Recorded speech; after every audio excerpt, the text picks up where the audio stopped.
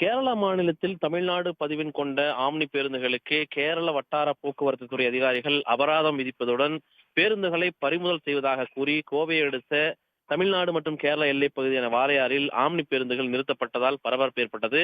தமிழ்நாட்டில் இருந்து கேரள மாநிலத்திற்கு தமிழக பதிவெண் கொண்ட ஆம்னி பேருந்துகள் இயக்கப்பட்டு வருகின்றன. இந்த பேருந்துகள் கேரள மாநிலத்தில் சாலை வரி செலுத்தாமல் இயக்கப்படுவதாக அந்த மாநிலத்தினுடைய போக்குவரத்து துறை அதிகாரிகள் ஒவ்வொரு வாகனத்துக்கு கிட்டத்தட்ட 30 வாகனத்திற்கு 2 லட்சம் முதல் 3 லட்சம் வரை அபராதம் விதித்து பறிமுதல் செய்யக்கூடிய நடவடிக்கை மேற்கொண்டார்கள். இதனை கண்டித்து தமிழ்நாடு ஆம்னி பேருந்துகள் சங்கத்தினர் அதனுடைய உரிமையாளர்கள் போராட்டத்தில் ஈடுபட்டிருக்கின்றார்கள். இந்த நிலையில்தான் பல்வேறு ஊர்களில் இருந்து அதாவது தமிழ்நாடு மற்றும் கேரளாவுக்கு செல்லக்கூடிய தமிழ்நாட்டிலிருந்து கேரளாவுக்கு வாளையார் வழியாக செல்லக்கூடிய சுமார் 10க்கும் மேற்பட்ட பேருந்துகள் வாளையாறில் பகுதியிலேயே நிறுத்தப்பட்டன. சுமார் 1 மணி நேரம் நிறுத்தப்பட்டது.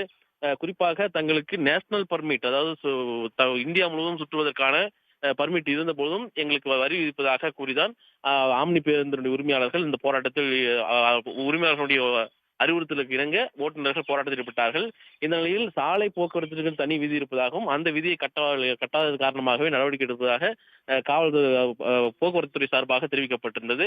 இந்த நிலையில் வாளையார் பகுதியில் ஆம்னி பேருந்தினுடைய ஓட்டுநர்கள் நிறுத்தி இந்த போராட்டத்தில் ஈடுபட்ட போது அவர்களுடன் பயணிகள் வாக்குவாதத்தில் ஈடுபட்டார்கள். குறிப்பாக தங்களை ஏற்றி வந்து இது போன்று எல்லை பகுதியில் நிறுத்தி வைப்பது என்பது ஏற்றுக்கொள்ள முடியாது என்றும் தங்களை எந்த பகுதிக்கு புக்கிங் செய்யப்பட்டிருக்கிறதோ அந்த இடத்திற்கு கொண்டு சென்று விட வேண்டும் என்று வாக்குவாதத்தில் ஈடுபட்டார்கள்.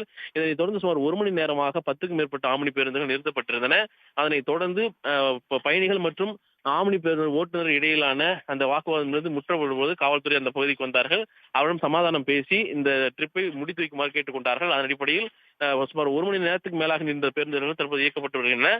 இது குறித்து நாம் பேசும் பொழுதும் விசாரிக்கும் பொழுதும் நேஷனல் பர்மிட் என்பது சுற்றுலா பயணிகளுக்கு செல்லக்கூடிய பேருந்துகளுக்கு மட்டுமே பொருந்தும் என்றும், ரெகுலராக அதாவது தினம்தோறும் செல்லக்கூடிய பேருந்து சர்வீஸ்களுக்கு இது பொருந்தாது என்றும் அதிகாரிகள் தரப்பு தெரிவிக்கின்றார்கள். அதன் அடிப்படையிலே இந்த அபராதம் விதிக்கப்பட்டிருப்பதாகவும் தெரிவித்திருக்கின்றார்கள். ஆனால் இதற்கு கடுமையாக எதிர்ப்பு தெரிவிக்கக்கூடிய இந்த ஆம்னி பேருந்து உரிமையாளர்கள் பொறுத்தவரையில் தொடர்ந்து வேலை நிறுத்தத்தில் அடுத்த கட்டமாக ஈடுபட போவதாகவும் தெரிவித்திருக்கின்றார்கள்.